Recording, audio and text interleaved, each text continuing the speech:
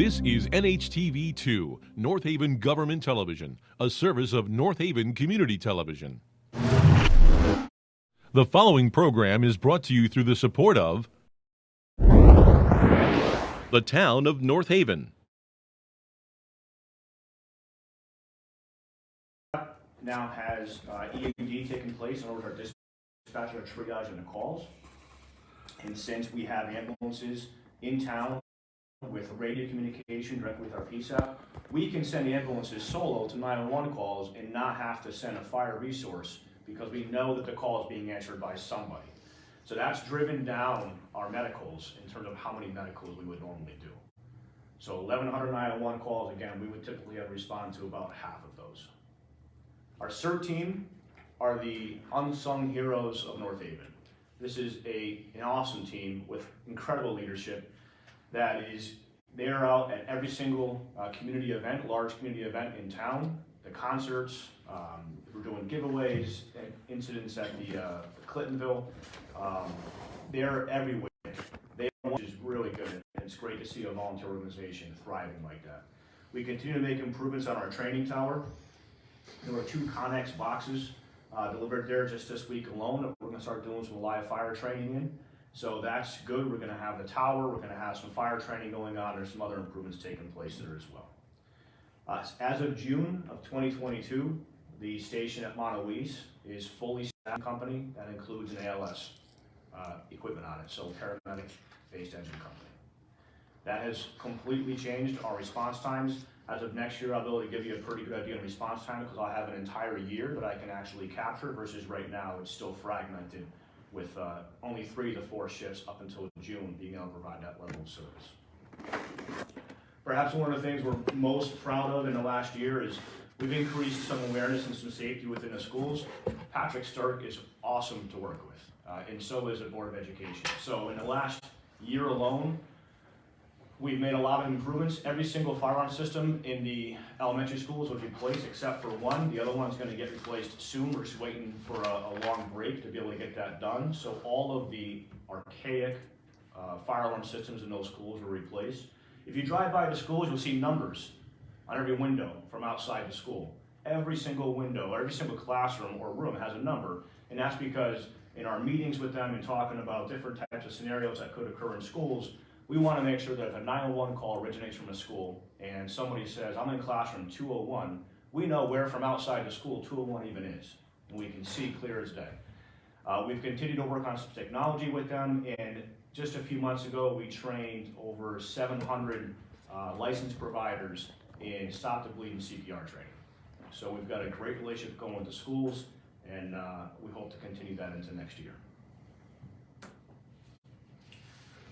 Our incident responses, despite taking out a lot of the medical calls that we were responding to by having Nelson Ambulance in town, 2022 was still our busiest year on record. We broke the 5,000 mark. We're at 5,184 incidents now. It's a 6% increase since last year. 54% of our calls were EMS, 4% fire-related, and 6% were motor vehicle accidents, with over 200 of those occurring on the highway. Remember that the North Haven Fire Department responds to every accident on the highway that involves injuries, hazardous materials, cars rolled over, that type of thing.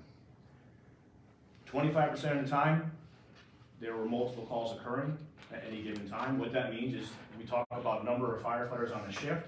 Not all those firefighters are available to respond 25% of the time. Maybe 2, maybe 4, maybe 8, but there are firefighters that are obligated and tied up on another incident at times when they're needed elsewhere. So 25% of the time we have overlapping incidents in town. To give you some perspective on that, because I don't think that people really understand just how busy this town can become, there were 6,000 ambulance responses last year alone in North Haven, 4,100 of which resulted in transports. And at any given time, Nelson Ambulance is sometimes providing up to 8 ambulances in town on a given hour. So in 1 hour, there are sometimes 80 ambulances being used at any given time to respond to all the incidents occurring. It is a very, very busy town, and we see it changing right before our eyes. Chief, one quick question, if you don't mind. Yep. Yeah. If you just go back one quick second. Sure. Maybe it's my memory, but Has the ratio between the EMS and the fire calls changed? I guess my recollection was that the EMS was higher and the fire was less. Yeah, you're correct. So at one point in time, that number sat closer to like 60%. Yeah. It's gone down, again, because look at those number of calls that Nelson Ambulance is providing on our behalf. Okay. So we're able to cut down on the EMS calls. Yep, that's what's happening. So that 5184 then, that represents only calls For the for the fire that Nelson cannot handle? No, those are incidents that the fire department has to respond to.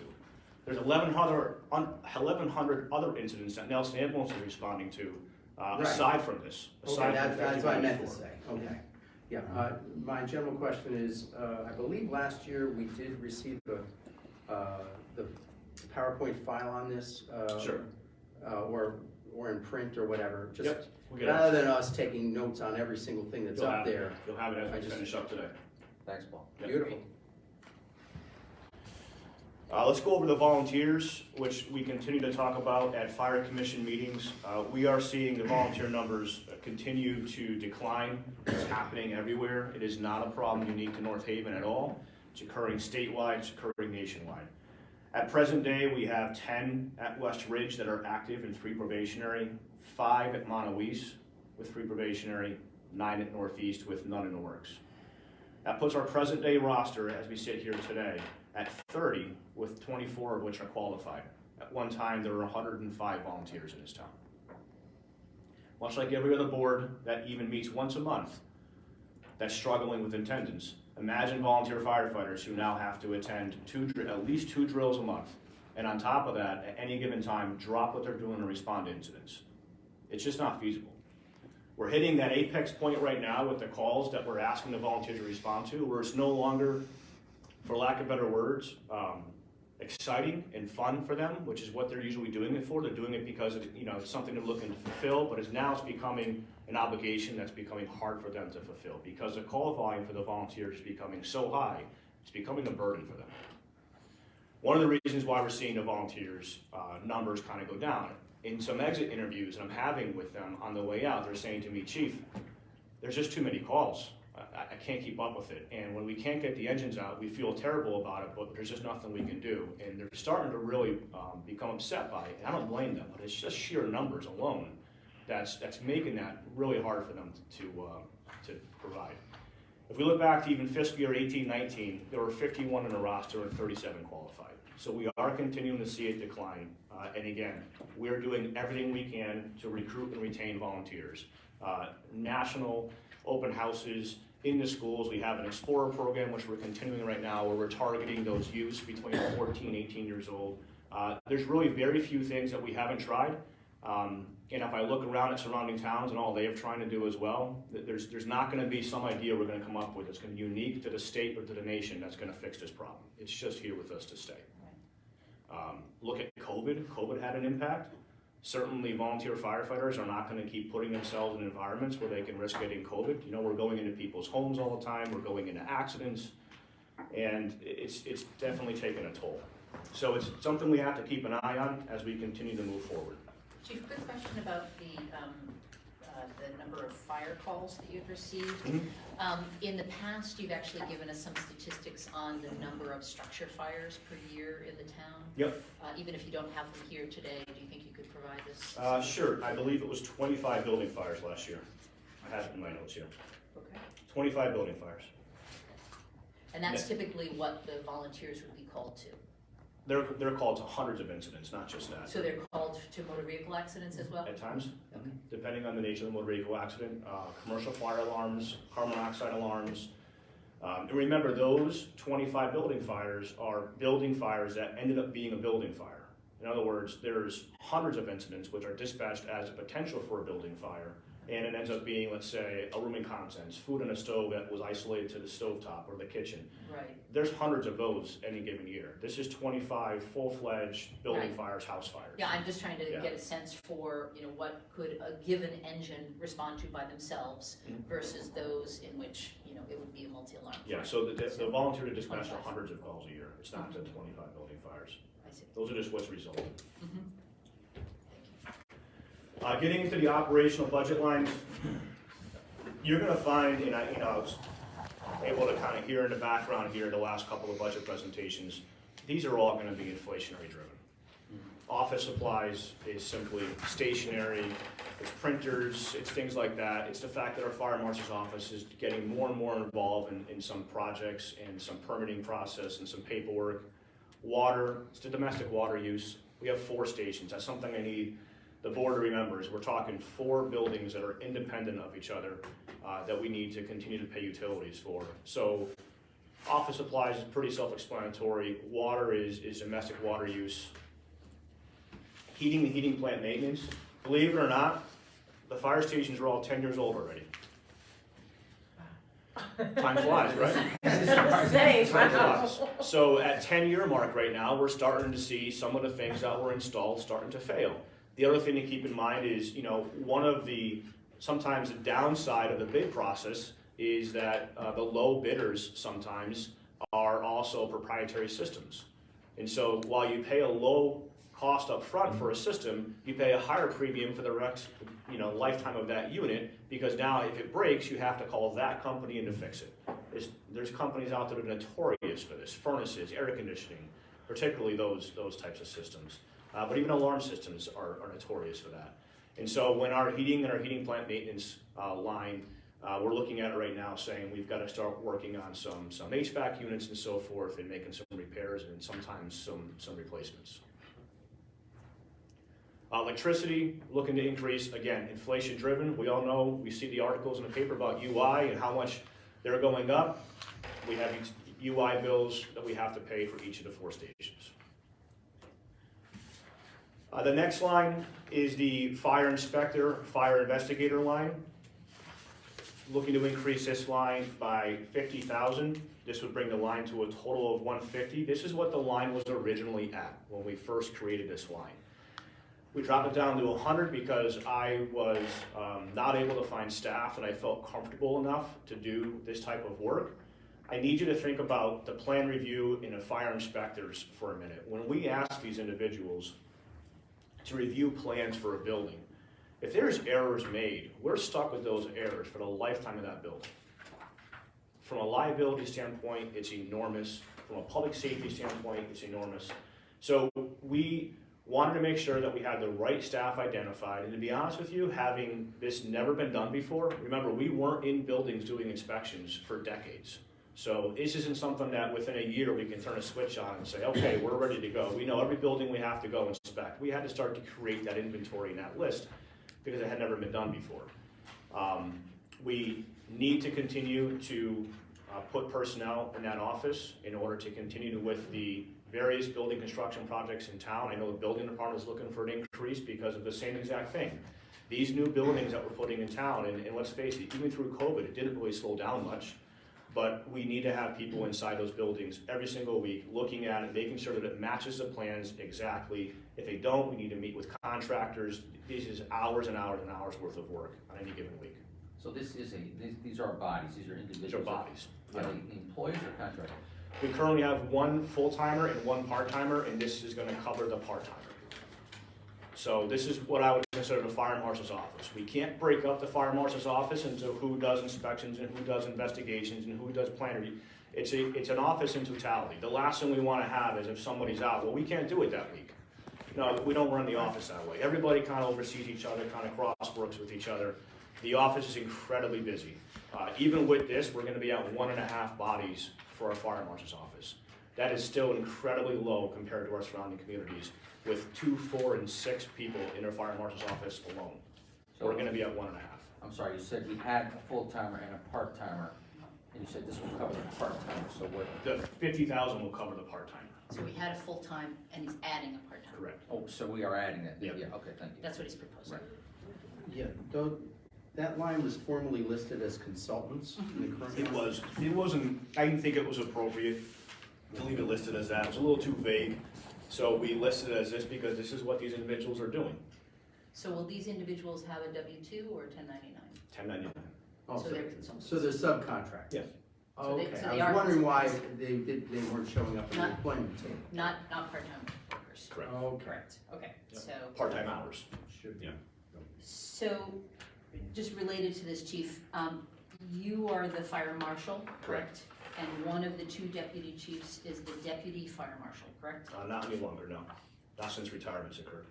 Oh, so there's no deputy fire marshal. So your office of fire inspection is just you and Correct. the full-time? One and a half others presumably. Okay. yeah. So I guess I was just going on what your website says. So other than you and this consultant, who else is actually qualified to conduct both fire inspections and plan reviews in the entire fire department? Anyone? And the individual, I mean, have you posted this position, or you've already kind of identified It's someone? already been identified. And has that person been actually trained? Mhm. Trained to do both fire inspections and plan reviews? Because plan reviews, as you mentioned, And is fire investigations, which is part of that as well. fire investigations as well. Okay, and then, so I guess the question is, I mean, you mentioned, you used the language that this is cost neutral, but really you're talking about increasing the expenditure of the fire department by $50,000, correct? Correct. It is cost neutral though, because we're getting the fire marshal fees that we have coming into the office, which you can see there. So in total, since we implemented those fees, we've collected $3.1 million. If I were to, let's say, figure $200,000 of that a year since that time, we still only accounted for $1 million. So this is a cost neutral increase because the revenue being produced by the fire marshal's office for the plan reviews could certainly go towards this. Right, but there are several other departments, like, you know, the clerk's office and the police department, that bring in revenue. Sure. And you can't use that revenue generation as justification. for That was the increasing- basis on which this revenue was created. I created it, I advocated for it, I pushed for it. and Well, it was I for this. understand what you're saying, Nancy, but I think in terms of just general discussion, I think Yeah. it's an appropriate comment. Okay, so, again, just historically speaking, as I recall, Chief, you had made the argument that in order to justify a second deputy chief, you had advocated for that position because it would do two things. It would bring in paramedic billing that would more than cover the cost of that position, and it would free you up to do both the fire inspections and the plan review. So certainly has not covered the cost, the paramedic billing has not covered the cost of the second deputy chief. So the question is, are you, since you're only one of two people in this department that can do this, are you also doing plan review and fire inspections? There are times that I do. Obviously, my workload is something that I can't do this very often, no. Am I qualified to do it? Yes. Do I oversee the office? 100%. But it's not something I can commit a lot of time to when I have to do all the other needs of my job. Even though that was the whole point of having the second deputy chief. That wasn't the whole point, actually. No, I'm not sure which deputy chief you're referring to. When Scotty Yeah. was hired, Mhm. you proposed to the Yeah. Board of Selectmen that if you hire the second person, you will be able to generate this entirely new source of revenue in paramedic billing, and it will free you up to do both fire inspections and plan review. Now, Yeah. fire inspections, for those listening at home, fire inspections, we don't get any revenue for. Correct. Inspecting existing buildings, Mhm. it's very important for legal purposes, and ensuring the safety of our community. I don't doubt that for a second. However, it doesn't generate revenue at this time anyway. Correct. However, plan review does definitely generate revenue. Sure. And I'm sure it is a top priority for Mr. Frieda as part of economic development. And so that certainly does bring in money. But you're saying that this new person wouldn't necessarily just be dedicated to one thing or the other. None of them are. He would be doing the same thing as the full-time employee. Correct. Right. So you would not be increasing. I'm not sure what you're asking. I told you I conduct plan reviews and inspections and investigations at time. I'm not denying that. Uh-huh. When there was a second deputy added, sure, that added for my ability to be able to do that. But it's not something I can do day to day. Right, and the actual administrative costs associated with bringing in that revenue is actually handled by the building inspection. For the purposes of making it easy for developers to cut one check, yes, it is. Right, and is there any backlog currently for inspections, plan review inspections. There is, yeah. And I wanna point out something, Yeah. because, you know, you've questioned this in the past. Yep. You've said in the past that you question a consultant pay, and you've said the role of these consultants is one of two things. They're compensating for a lack of experience and filling in for those gaps, or they're filling in for the role that the department head doesn't want to do or hasn't had the time to do. Mm-hmm. That's not the case. Mm-hmm. We consult out for a lot of things in town. There's a lot of different companies that either the Board of Ed, building department, whoever uses in town. Yep. Because the full-time staff can't conduct those roles, can't fulfill those requirements. We're pulling in somewhere between $400,000 and $600,000 a year for the fire marshal's office. Mm-hmm. I'm asking to increase the line that we should be making a profit off of, that should be going right back to the fire marshal's office, because I sat in this very room and proposed fire marshal fees to increase the fire marshal's office. Taxpayers sat in this room and says, we agree with it, but we want to make sure it goes to the fire department and not another tax. And that's exactly what I'm doing. I'm trying to increase the fire marshal's office so we can fulfill our obligations and our duties in order to do that. The revenue nothing to do with from me the not fire wanting to do it. department does not go to the fire department. The revenue from the fire department, like every other I understand department, goes to the town. But it's what it's intended for. And I haven't advocated for the $2 million that we're short right now, but you better believe that we're gonna make sure that we fulfill the obligations in the fire marshal's office, especially when we're pulling in fees. Because could you imagine if there's a liability that we come across? Let's say that the incident just occurred the other day, right? There was an abatement issued in that house. There was legal paperwork filed to make sure that the code errors that were in that facility was corrected. If we hadn't done that, and that incident had occurred, the liability we'd be facing right now as a town, and on top of that, we're gonna say, well, we don't have the staff to be able to conduct those inspections, but we're pulling in $400,000 a year. Write the check. No, as I said, but both need to be done, both from a liability standpoint, the inspections need to be done. Sure. And also, in terms of the economic development and moving projects forward, we certainly don't want them hindered by delays in terms Well, that's of what we're plan doing right review. now. We're not able to But- keep up with things. But and you're saying that there is a backlog I'm saying that we're not able to keep up with things. currently? Correct. There's been a backlog. We've talked about this every year. Every year. And if you look at what's happening this past year in the town, there have been a lot more fires. There's been a lot of accidents. There's been a lot of situations, so it's a challenge with who's on staff with these major events that are happening to do this. And we've talked about this for years, and we haven't come up with a solution. No. This is a partial, this is like a little bit of a solution. We're still understaffed compared to fire marshal's office and our surrounding towns. We still don't have as many people in our fire marshal's office. So when there's a house fire, it takes anywhere from 10 to 30 hours to investigate that house fire. I said there was 25 last year. Mhm. And that's half the year right there, just in investigating the building fires alone. On top of that, there's investigations for hazardous materials, and that's for full-fledged building fires, never mind fires that are suspicious in nature. We need to make sure that we're doing our due diligence in conducting the fire investigations, which is what we're finding was not taking place. There were multiple scenarios in which I really think that we should have done a better job investigating fires that would have led to prosecution. We didn't do it. Because who did I have to assign to that? All right, I can interject for just 1 second. Nancy, I think it's obviously a perfect answer to ask questions on behalf of the board. Yeah, I just wanted to be very. I think, though, Paul's given his answer, right? We may or may not agree with how he's justifying it, right? And I understand your point vis-a-vis the accounting, so to speak, okay? But this is his answer, and I have to leave unfortunately, but I think we're sort of beating up this one a little bit. He's got a big budget.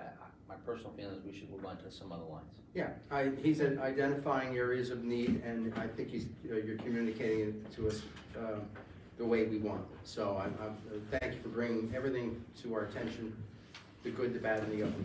It's good. All right, Tim, thank you. Thank you. Let's move on to technology line.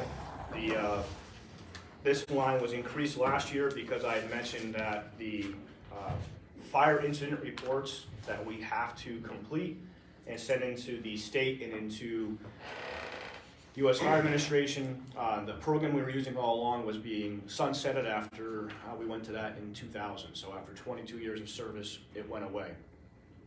We identified the system, we increased the line, I believe at 10,000 last year to help compensate for that. We are still looking at which program to convert to. We identified a program, we're excited about it, we're moving forward in that direction right now. The program is called First Due, and it has a lot of technology associated with it that is extremely beneficial to both the firefighters and to the taxpayers. What I'm looking to do is increase that line by $20,000 to continue with some of the add-ons that we can have placed into this software. You have it in your packets where I show you the different add-ons and how it's broken down. Sure. Essentially, it comes out to $20,000. We're looking to synchronize a GIS and assessor's database. So what that means is that database is pretty valuable to us because it allows us to basically place it on a map where there's an incident occurring. There's a Community Connect portion, and I'm going to get into this in a couple of slides here. There's a Community Connect portion. One of the things we struggle with as a fire department is people call and they say, I want you to know this about my house. And trying to find a database to kind of store all that, to make it something that is available at the fingertips to responders when they're responding, and then making sure that it doesn't get old, right? It doesn't get stale, because typically people will call and they'll give us something, but then, a year later, maybe that changed. That becomes a struggle for us to be able to maintain that at all times. This program has an aspect to it called Community Connect, where members of the community can log in, create a profile, and basically create alerts for their homes so that the firefighters know about it on the way there. It's also going to allow us to manage our hydrant inspections. So of the 860 hydrants or so in town, we have to inspect them twice a year. It's required for ISO. We typically do it in the spring and in the fall, and so this program is going to help us manage that. What I want you to think about is, this is a typical street in North Haven. You can see looking down that street, there's various home styles and so forth as you pull down. What you can't see very well in that street is home numbers, right? The home numbers are buried somewhere behind a bush, under a light. They're painted over. No matter what we try to do, we can't get the home numbers necessarily to be as prevalent as we would like. And so what this would do, some of these enhancements we're looking to do, is it would pop up on our map. So the GIS database would show us the last picture taken of the home, so we can match that picture with what we see on the street. The GIS database would also populate on a map so we can see exactly where in that street now, number, let's say, 16 is. It's not always easy to find these house numbers. Sometimes you're pulling down the street and all of a sudden the house numbers skip by 10 or 15. You're going, wait a minute, what number was that I just passed? Well, We deal with the same thing. That's because of engineering. That's right. Engineering. So these are the enhancements we're looking to make. It's going to allow us to have more information. It's going to allow us to be able to see exactly where we're going. And then on the Community Connect side, it's going to engage our residents, which I think is extremely valuable. It's going to allow them to put in information for occupants and contact info. Let's say that you'd like to go down to Florida in the wintertime. Who doesn't blame you? You can put in your phone number so that if something happens in your home, we have a way of contacting you. You can put in any access and functional needs. Let's say you have a special needs child in the home. Let's say you have a handicapped person, an elderly. You can put that information in. We need to be able to have that information available to us, and it doesn't live anywhere right now. There's nowhere for that information to live. Pets, building access and utilities, where your breaker panel is. I think in the past I've given you my lockbox information, and by the way, that hasn't changed. Good, that's good enough. But it's that information, exactly. I know where it lives right now. It's not the best place for it. There's a good chance that we might miss it, and there's a better way we can do it. But basement access, believe it or not, not everybody has basement access off their kitchen. Some basements you have to get to from outside. Same thing with attics. So that's what we're looking to do on that technology line. It's really going right back to the community in terms of making it easier for them to communicate their needs with the fire department. If I could just make one request, and I think I made this request last year, in terms of tracking your own internal data, not so much the community data.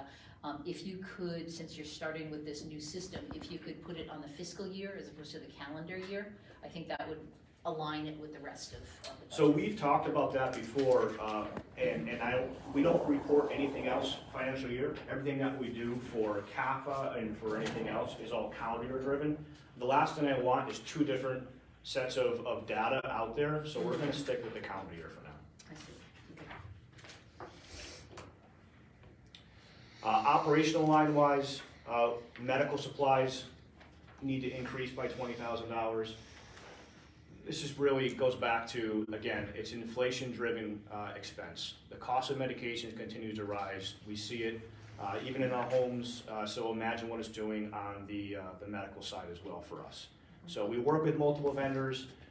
We make sure that we don't ever carry a large inventory at any given time because we can get medications in within usually 24 to 48 hours, but they obviously, some of them still do have a shelf life. And so that's just an inflation-driven line for medical supplies. Medical billing, this is a new one that I'm being asked to create by the finance office.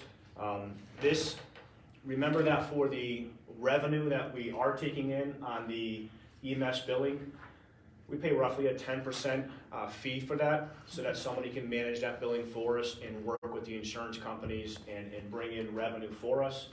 This is, if you look back at what I projected for revenue, this is exactly 10% of that projected revenue. So in other words, this line won't get spent unless the revenue is being brought in. They work with each other. What we were doing prior was pulling this expense off the revenue and looking at it from an accounting standpoint. We shouldn't have been doing that. The finance office shouldn't have been doing that. We should be creating its own line.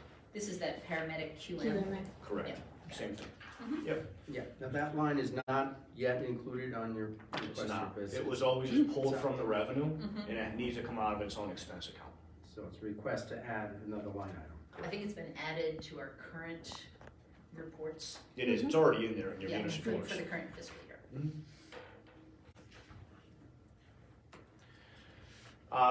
Contractually placed staffing line needs to increase by $60,000. This is to anticipate partially to anticipate a wage increase, and then also with, just as we've talked about in the past, this goes back to the staff that is accruing vacation days and using sick time and so forth. This is one of those lines that we target in terms of what we anticipate it to be. We take the total number of vacation days and personal days, and we basically estimate number of sick days, and this is what it comes out to. One thing I've built into this year that we're finding is the academy, despite our best efforts, only runs classes twice a year. They run classes in February and in September, and that's it. We've been trying to get them to run a class sometime in the summertime. What that means from a budgetary standpoint is if I have somebody retired today, I cannot get them into the February academy. There's not enough time. The seats are all taken, and I would never be able to get through pre-employment. So now that person will not be able to enter the academy until September, meaning they don't come out on the line until the end of the year. So what that's doing is that's creating this gap where no matter what I do, I'm gonna be paying overtime for that period of time. And so what I've built into this is a little bit of gap protection. We are anticipating some retirements coming up. We've had some retirements already, and unless the retirements are timed just right, then there's a period of months where I've got to pay the overtime in order to cover the shifts. How many retirements are you expecting in the current fiscal year? In this current fiscal year coming up, 2 perhaps. Okay.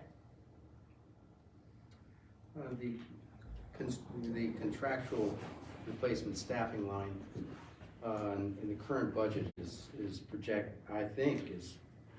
to go over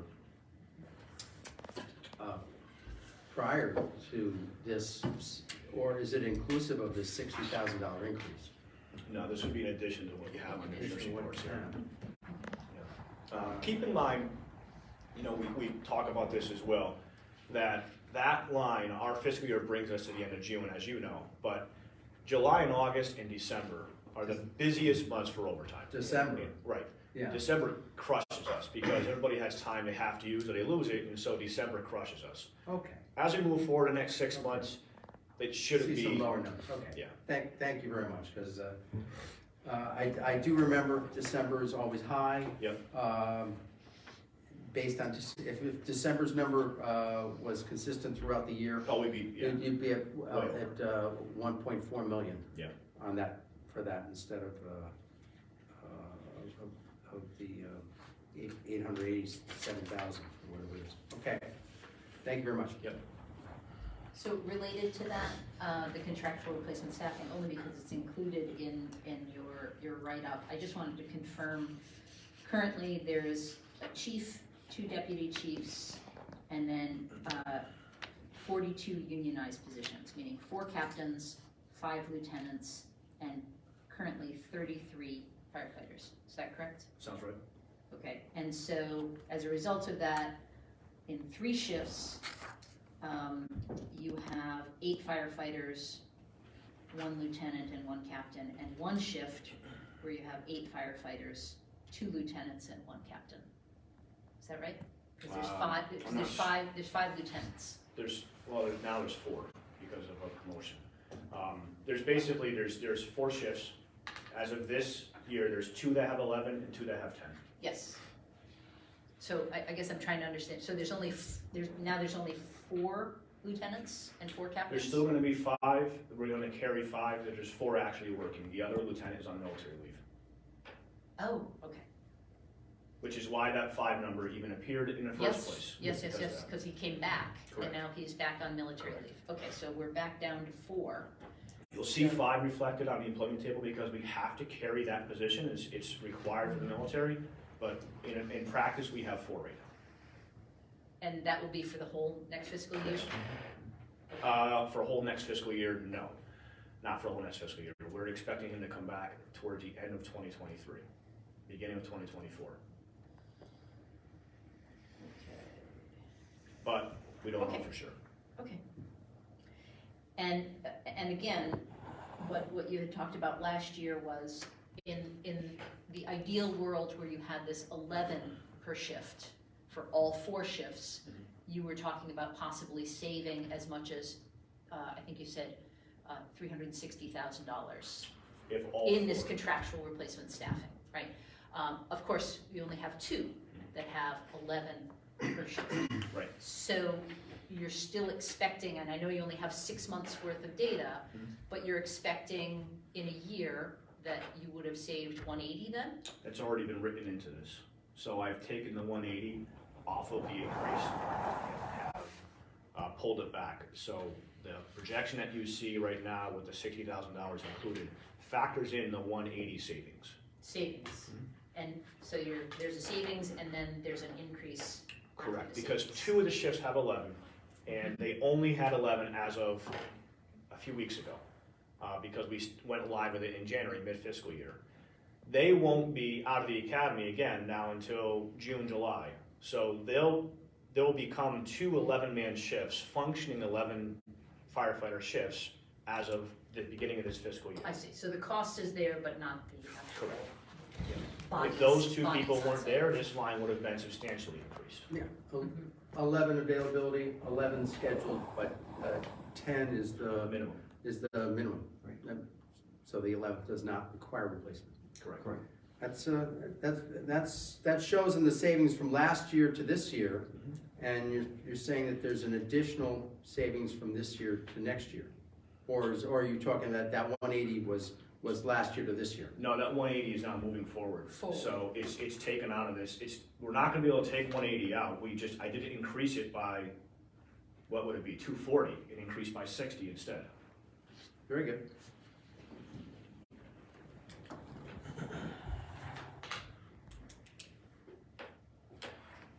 Moving on to capital. Similar things that have been asked for in the past in terms of the capital. We've talked before about this and we still continue to need to replace it. Administrative support vehicle needs to be added into the budget. You have, again, the various individuals from the fire marshal's office that need to have official capacity vehicles to arrive. You can't roll up to a construction site looking to enforce fire code in your whatever car you happen to drive. You need to have something that looks a little more official, carry some weight, carry some validity to the position that you are. On top of that, the chief officer need to have vehicles in order to respond to incidents. Again, as we've talked about last year, there's normally 3 chief officers in the fire department. Right now, there happens to be only 2. We're filling that vacancy. One of those 3 chief officers are on call 24/7. Any major incident that occurs in town, one of those chief officers is responding back to town within about 20-25 minutes. I need to have vehicles in order to do that. Right there again, as we showed last year, this is an idea of what one of those 3 chief vehicles carries with it, and it is completely full of everything that we need in order to operate a fire scene. Because at any given time, pulling back those building fires, those major accidents, those major hazardous materials, anywhere we have multiple people showing up and we need to account for every single person on scene, and sometimes including mutual aid. This is a number of things that we are carrying in our vehicles. I need to have vehicles that are dependable enough in order to get us there. So Chief, aside from your ladder truck, engines, rescue vehicles, gators, and all the things that the firefighters use, what other vehicles do you currently have access to? I know that you have Admin one. vehicles. just Admin. like- So how many do you have? I don't know, I wanna say 4, and then on top of that, utility truck. Right, I knew there was also, so there's 4 admin vehicles Mhm. and 1 utility truck, so a total of 5. Well, that's not 5. 'cause Well, the I guess utility not, truck the is used by admin. utility truck is Right. obviously used by the firefighters as well. So 4 admin vehicles currently. Correct. And one of them is the used police car that we're using. Correct. Yes, That's- and that's what the consultant uses frequently. Predominantly, yeah. Right, so there's 4, so who uses those 4 admin vehicles? The 3 chiefs and Currently the 2. 2 individuals that are assigned to the fire marshal's office. That includes a part-timer and a full-timer. Right. And then we need to be able to have spares so that when one of ours needs to get repairs done, we can still respond to scenes. Okay, Yeah, so this isn't a replacement vehicle, and this is an additional vehicle. Correct. Yep, in order to respond to these scenes, we need to have vehicles. Capital request, there is education equipment that we've added into there. So one thing to keep in mind with the construction of cars is they're getting harder and harder to cut into and for firefighters to gain access to. Within about 4 to 5 years, sometimes education equipment that we purchase will no longer cut into modern vehicles. It is just becoming that hard to cut into some of the vehicles, and the equipment is getting that advanced with a higher strength and force that we have extrication equipment right now in our department that will not cut into modern vehicles. So we have a contingent of extrication equipment because you never know exactly which apparatus is going to be available to respond to that incident because there's so many incidents occurring at the same time. So we have multiple sets of varying capacity within the fleet. We need to make sure that we have a more modern set ready to go. yeah, I remember this from the fire ops site. I seem to recall a very heavy hydraulic one, but then there were a couple much lighter battery-operated ones. So how many total do you have? I don't know. There's several out there. Several, and There's several. varying strengths, Correct. is that what you're saying? Yeah. But even the battery pack ones that are relatively new, you think will not have sufficient strength? They won't. They won't. They won't. The batteries decline. The blades on them begin to warp and begin to show signs of wear. And sometimes, believe it or not, it's cheaper to just replace the new unit than it is to try to find a battery that's Sure. 5 years old and Yep. try to replace parts. Yep. We need to make sure that we have it. And so when I say I don't know, it's because there's so many different variations. What you see on the screen is not typical on what's every apparatus. There's a lot of different variations to these. There's some that are smaller and more efficient, some that are larger and more heavier duty, which is why they just vary.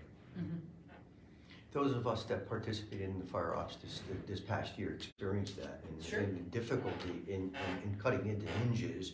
And when you start looking at heavy duty equipment as far as trucks or even some heavier body vehicles, you need that kind of power. No question, no, it's yeah. essential. Yeah.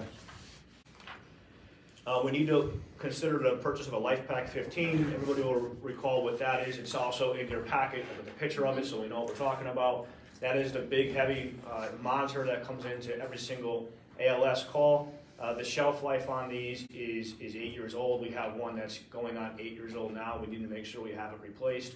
Again, this is the kind of thing where you're saving lives with this. This shouldn't even be a question. We need to make sure that we have a sufficient number of these that are new enough so that they're not breaking down, they're not going out for repairs. We're fortunate that we carry 3 in the fleet because when one does have to go out, we have another one ready to go. Much like everything else right now with delays and repairs and parts, this has been one of the other issues that we've had. And So it how happened long would third. it take to get one, was gonna be my question. That's the problem, which is why we need to order it this year so that we can get it in time. Yeah, in your write-up, I think you referred to one of them as being 13 years old. So Yeah, this the- is updated. I updated those numbers. Yeah, unfortunately, what you have in front of you was sent in, I believe, on December 2nd. Those numbers have been updated since then. So did you replace the 13-year-old with an 8-year-old one, or? I believe the a newer- 13-year-old, the 2-year-old. With the 2-year-old, so you got Yeah. a newer. And these you buy used or refurbished, No. or you buy them new? Sometimes you can get them refurbished if you can get it, if you can get a good enough, Right. price on it, but typically new. Yeah, again, this is absolutely essential, so I completely support this. That completes the operational and the capital. I just want to go over a few minutes of how I see the future, which I normally do. The apparatus repair line, we expect that to stabilize, but that's going to depend upon the delivery of the 2 engines that we've ordered. They've been ordered now for a very long time. The latest update that I had as of Friday was to not expect them until at least the winter of 2023. And even then, I don't know when exactly they're going to come in. There's going to be some time we're going to need in order to get them ready for our fleet. So presumably a year from now, we'll still be with the same fleet that we have right now. And we're struggling with the fleet right now. I want the Board of Finance to really understand that. We've had to shut down fire stations because we don't have enough apparatus. 7 engines in this town is not enough. Anybody who thinks that it is, I'd invite you to come down and have a conversation with me. If you need 4 engines at any given fire alone, that only leaves you 3 left. Well, you take out 1 or 2 for repairs at any given time, and what do you have left to cover the town? 1? It's not enough. So if we're gonna have 7 engines, we need to make sure we have 7 engines that are up and running at all times. So we're looking to continue with that. You haven't heard me make a lot of noise about the engines because there are 2 ordered and we're at the mercy of just waiting for them to come in. I will tell you that I'm very happy with the vendor that we've gone with, which is Sutphen, because unlike some other vendors out there right now, there are some horror stories for some vendors that are going back to towns and saying, we know you ordered it for this price, but guess what? It's $80,000 more now. If you don't want to pay it, then we're going to cancel the order. They have not changed the price on us at all, and the only thing that's changing is the delivery date a little bit, and we'll continue to work with that. We are looking at possibly leasing an engine. The problem that I'm having right now is there aren't that many engines out there available because of some of the incidents that have occurred. So supply chain, everybody who's ordering engines is holding on to what they have, as well as the incidents that occurred down in Florida with flooding. There were hundreds of fire engines and ladder trucks down there that were destroyed in flooding that now the state of Florida is trying to secure some options for. We are looking at possibly purchasing a used fire engine to get us through this because we continue to just struggle with our fleet in terms of making sure that it's ready to go at all times. Haven't been able to find one yet that we fully support and feel good about. I've looked at 3 and they're just not working out. We continue to be on the market looking for a possible used one to get us through the next few years as well. We're going to continue to look at the EMS response. I am a little bit concerned about the number of incidents that are occurring in town, and I'm going to continue to stay on top of Nelson Ambulance to make sure they're providing the service contractually that they say they have to provide. But I'm watching that because the call numbers are on the increase, and our neighbors are calling for our ambulances as much as they are. We have to monitor for economic growth and making sure that some of the different facilities and so forth that are being proposed for town, that we have the manpower and we have the apparatus to be able to respond. I'm very concerned about the volunteers in town. We need to keep an eye on that and start having some conversations about what that might look like in the future, because we can't go, I want you to think about a time there, and it wasn't that long ago, there's 2 engines in each of the 3 stations that they were voluntarily responding to. Each engine sat 6 individuals. So you'd have 2 engines, you'd have 12 responding from each of the 3 stations. That would give you 36 firefighters on scene within 10 minutes. That's the type of department that we had at one time. And then, believe it or not, the career staff was supposed to supplement the volunteer staff because there were so many volunteers. Our department is built upon that. We're not seeing that anymore. And so we need to start having some conversations, and the first selectman and I are doing so. We're looking at some grant opportunities that might be available right now, and there's possibly some more to come on that. But the number of volunteers in town has gotten to a critical point, and we need to start thinking about what we're gonna do in the future. We need to look at other incidents like electric vehicle car fires that we see about in the news all the time. An electric vehicle car fire is 30,000 gallons of water applied to that vehicle. Well, most of my engines in this town carry anywhere from 500 to 1,000 gallons of water. The newer ones carry 1,000. So that's 30 trips to the highway. We're gonna be on scene for hours and hours and hours. On top of that, the apparatus to stage up there to keep it a safe environment, to protect us. We're looking at scenes that are starting to unfold in town right now, which are keeping us on scene for hours at a time. So when we start looking at those total number of calls, you gotta think about sometimes how long we're on scene for some of those incidents for. Another thing that's becoming an issue, and especially as we start building more and more apartments, is these lithium battery fires in your scooters, in your bikes, everywhere. We've had fires already occur in town specific to lithium batteries. And so we're seeing the number of fires on the increase partially because of some of these lithium batteries that are out there. Is there anything that can be used other than water? About all that we carry. We don't carry enough foam at Foam. any given time, and we won't have enough. I just wondered if there's some, chemical treatment that can Nope. be used. We purchased a blanket. We're one of 2 towns in the state that have an EV fire blanket for cars. I purchased that to try to get ahead of it. That's presenting some complications because while we can use it, now the question becomes, what do you do with the blanket afterwards? Because it may have carcinogens all over it. So, you try making a good move, and sometimes, you're finding out it opens up the door on something else. And so those are some of the things that we continue to kind of evaluate and look at as we move forward. The 5-year capital plan is in your budget. There's a few things in here that are always in here, and there's a few things in here that are new to this year. So you'll see in there the administrative vehicles, the rescue, which we're gonna keep an eye on that. That might need to get bumped up a year, but we'll see. Right now, the rescues are 2013 and 2020. So they're both running fine right now. There's not really a huge supply chain issue on those, so if we have to make a move and purchase one next year, perhaps we can do so. Extrication equipment is on there. The fire engine lease is on there, which is our obligation for the 2 engines that are coming. Life Pack 15. There's gonna be some things now listed in capital that we need to have listed in capital in order to take advantage of some grant opportunities. In other words, you can't apply for some grant opportunities unless the project is identified in your 5-year capital plan. One of those, a training garage behind Northeast, where my hope is to eventually put a mechanic for apparatus, stored a CERT vehicle, which is currently not where it belongs, and provide a training apparatus there so that we're not using in-service apparatus to train on because of the inherent delays when you have equipment taken off of an apparatus that's in service, it now has to respond somewhere. There's delays there. So having an apparatus dedicated to just training would be the ideal environment for us. Aerial truck. There's a 4 to 5 year delay on delivery of an aerial truck from the time that you place the order. So in other words, if we were to place an order right now for a new aerial truck, we're looking at possibly 4 to 5 years. So in a few years' time, we need to start thinking about placing an order for an aerial truck because right now our current aerial trucks are 2018 and 2008.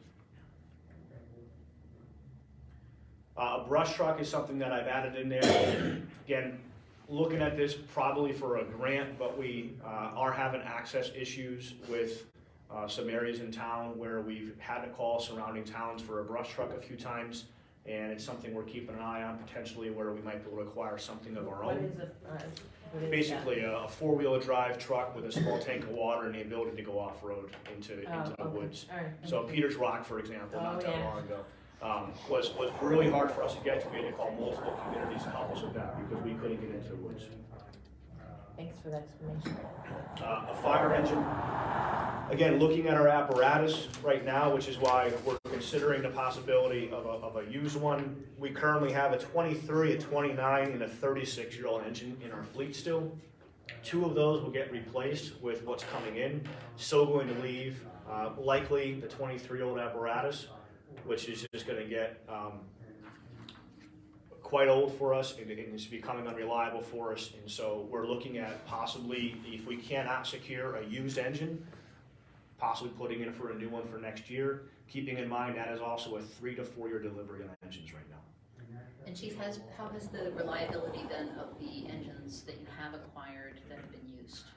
So we've really only acquired the one ladder truck, and it served its purpose. When the ladder truck, the main ladder truck we have goes out, this one's in a position to be able to respond in its place, which is incredible compared to where we were a few years ago. We stagger the maintenance so that typically the reserve is in a position and ready to go from a maintenance standpoint when the main one has to go out, and we're able to keep the ladder truck in service And where do you keep the reserve ladder truck? at the Northeast Station. That's it, Northeast, okay. So there wasn't another engine that you acquired that was also used? We've talked about it, but it hasn't happened yet. I had that in my mind, but, okay. There's we need to start looking at station improvements to Northeast. The upstairs is currently not in a position where it can be inhabited at all. So there's $100,000 noted in there for capital. Again, that is a grant line right now. There's some grants we can take advantage of possibly, or some other funding somewhere else perhaps that we receive, but it needs to be identified in our 5-year capital plan.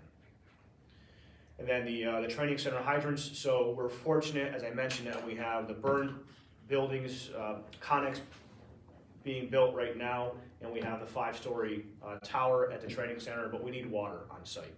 There's water on that side of the street. We need to be able to bring a couple of hydrants in there so that we can actually train in there as if it were real incidents, which is one of the reasons why when you all participated in the fire ops, you had to then travel to headquarters because there's no hydrants at Northeast yet. And that's all I have, and I'm happy to answer any questions the board may have. Just for clarification, currently there's nothing in our capital budget for a fire engine lease, is that right, in this year's current budget? There is not. And so you're asking for leases on 2 vehicles, 2 pieces of apparatus for next year? That was already approved, it's just that the capital is in there now. So it's a fire engine lease, but we've always called it a lease, it's actually financed out for a purchase. Okay. All right, but we, it was approved in a previous budget year? Is that? It was, I believe, last year or the year before. But it's just part of the 5-year plan? Oh, okay, it's part of the 5-year plan, it wasn't approved as part of a current budget? No. The current budget? No, we have an obligation because we made that obligation a year or 2 ago to purchase the 2 engines, knowing there would be a $300,000 payment due every year for the next 5 years. And then we received notification that we didn't have to pay it for 1 year Because they're it being couldn't built. be delivered. Right, and they're being built and they haven't been delivered yet. I understand the need, I'm not, Yeah, just trying to kick the cows down. I'm just trying to understand how the approval occurred by this board. Okay. And Chief, again, in terms of just looking at the 5-year capital plan and how that might reflect your vision for the North Haven Fire Department, I'm seeing 2 rescue units, one in 25-26 and one in 27-28. Currently, you have 2 functional rescue units at headquarters, and then the old rescue unit that's just being used for parts that's also stored at headquarters, is that right? Yes, but that rescue has been converted now into a unit that we actually bring out into fire scenes. Oh, so you are actually able to use Yeah, we found all a 3. great purpose for it. So when you go out to fire scenes that are usually in the coldest of weather or the hottest of days, you interview witnesses and you start working on paperwork and working on warrants and so forth. That vehicle travels to the scene. It's set up for the investigators and those individuals who are doing the investigation to operate out of the back of. So you'll see that shortly. Heat and air conditioning, that's its main function. Right, okay, so you currently have 3 functional rescue units? 2. There's only 2 functional rescues. The third is not functional as a rescue anymore. That's why it was taken out of I'm service. sorry, not as rescue units, but they're functioning, meaning the third one, that's the oldest one, you're using in this capacity just Correct. to go out to scenes. But currently you only have the manpower to operate one at a time. Correct. Is that right? Mhm. So I'm just trying to understand your vision for the future in terms of purchasing 2 more rescue units. Is it your intention just to have 2 brand-new units at headquarters, or do you have a different idea in mind?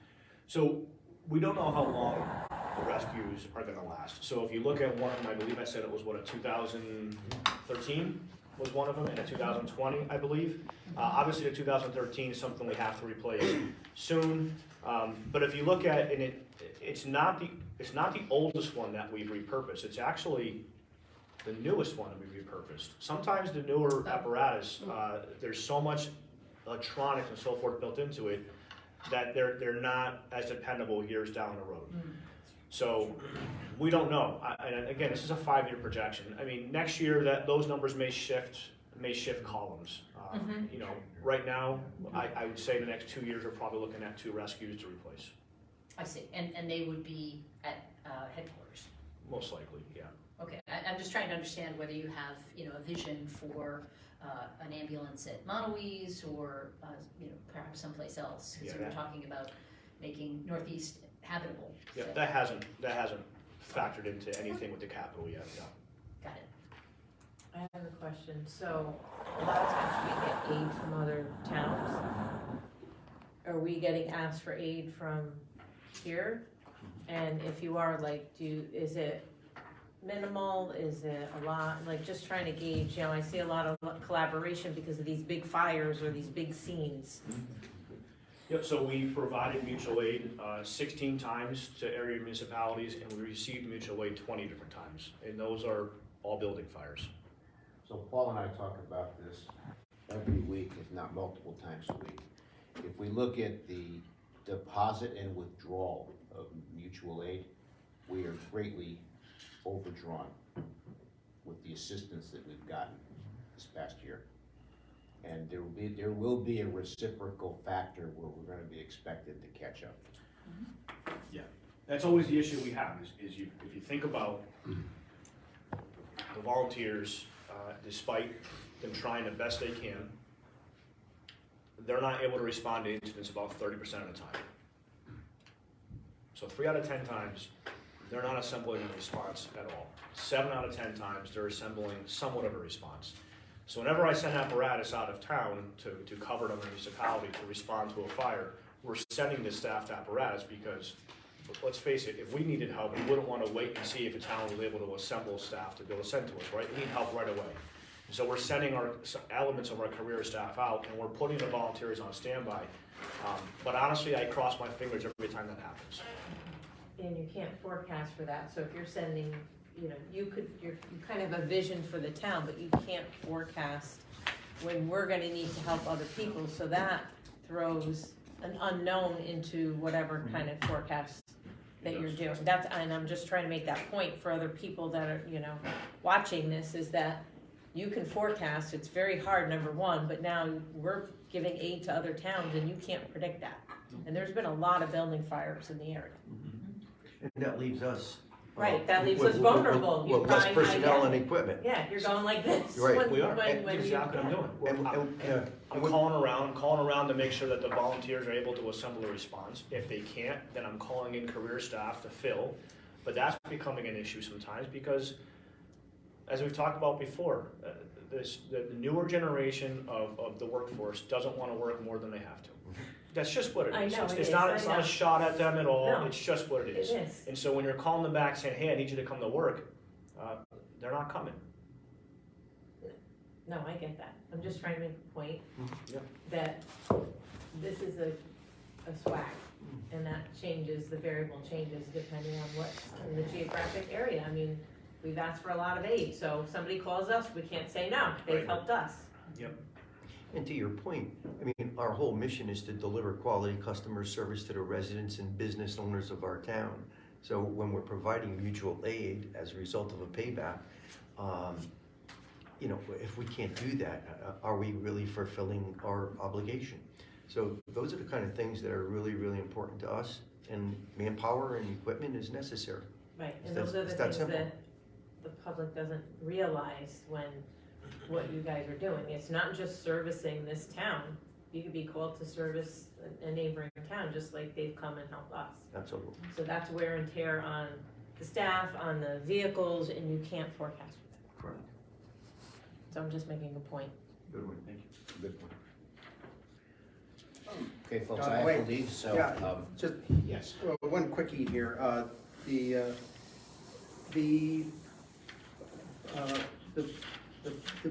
Once in the fire engine lease for 300,000.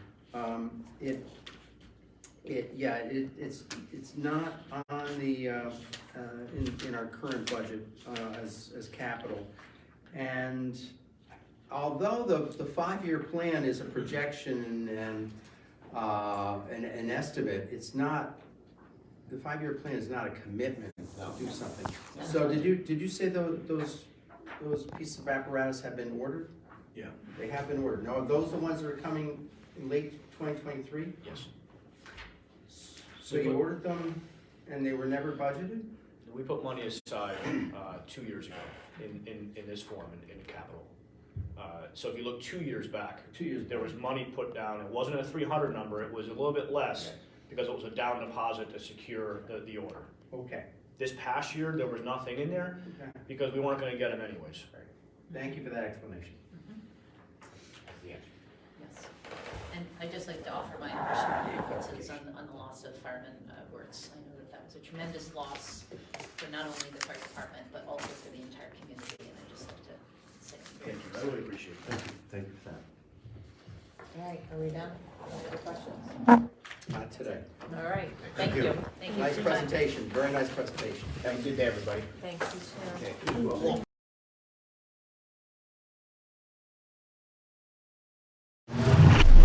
The preceding program is brought to you in part through a grant from the town of North Haven.